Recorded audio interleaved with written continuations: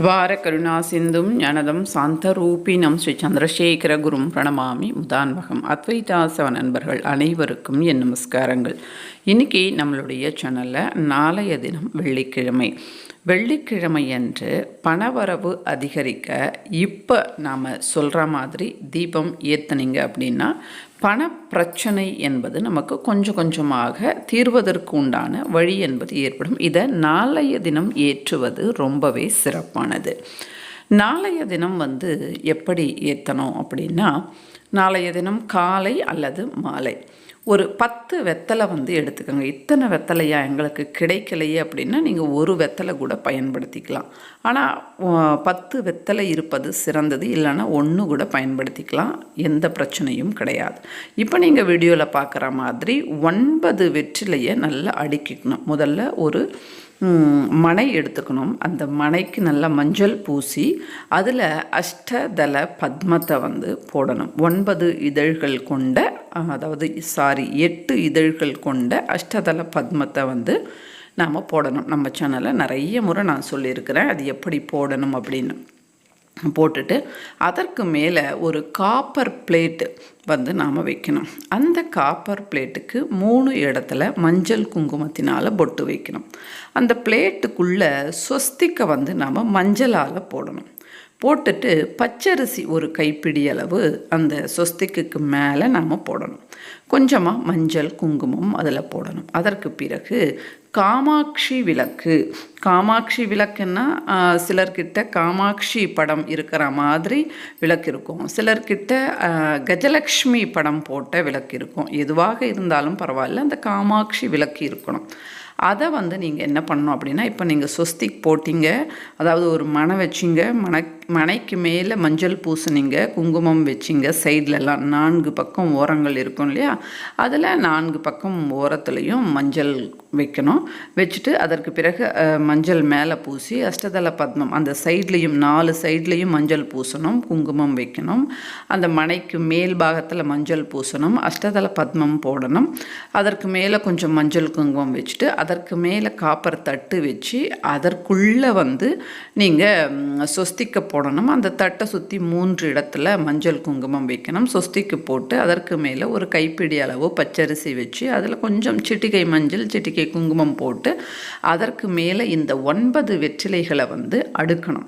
அடுக்கிட்டு மத்தியில் ஒரு வெற்றிலையை வைக்கணும். ஸோ 10 வெற்றிலை. இதனால தான் 10 நாம் சொன்னோம். அப்படி கிடைக்கல அப்படின்னா ஒரே ஒரு வெற்றிலையை அந்த சொஸ்திக்கு மத்தியில் வச்சுட்டு அதற்கு மேலே காமாட்சி தீபத்தை நீங்கள் வச்சு அதில் நெய் விட்டு 2 திரிகளை ஒன்றாக போட்டு தீபத்தை ஏற்றுங்க. ஏற்றிட்டு மனசார காமாட்சி சுரூபமாக இருக்கக்கூடிய விளக்குக்கு நீங்கள் நமஸ்காரம் பண்ணி உங்களுடைய பண பிரச்சனைகள் அனைத்தையும் சொல்லுங்கள். சொல்லிவிட்டு அந்த காமாட்சி விளக்குக்கு கொஞ்சம் பூ வைங்க. வச்சுட்டு தூபத்தை காட்டுங்க. தனியாக ஒரு தீபத்தை ஏற்றி வச்சு அந்த தீபத்தையும் காட்டுங்க. காட்டிட்டு நைவேத்தியத்தை காட்டுங்க. அதற்கு பிறகு கற்பூர ஹாரத்தியை காண்பீங்க. அவ்வளோதான், பூஜை முடிஞ்சிடுச்சு. மறுநாள் என்ன பண்ணணும் அப்படின்னா, நீங்கள் எல்லாத்தையும் சுத்தப்படுத்தி எடுத்துக்கலாம். அந்த அரிசியை நீங்கள் அரிசி பானையில் கொட்டிக்கலாம், அல்லது பொங்கல் செஞ்சும் சுவாமிக்கு நைவேத்தியம் வைக்கலாம். மற்றபடி அந்த சொஸ்திக்கு அந்த மனை இதெல்லாம் நீங்கள் சுத்தப்படுத்தி வச்சுக்கலாம். காமாட்சி விளக்கு எல்லாத்தையும். நெய் எவ்வளவு அதில் விடணும் அப்படின்னா, அந்த விளக்கு கிட்டத்தட்ட 1 மணியிலிருந்து 2 மணி நேரம் எரிகின்ற அளவுக்கு நெய் விட்டால் போதும்.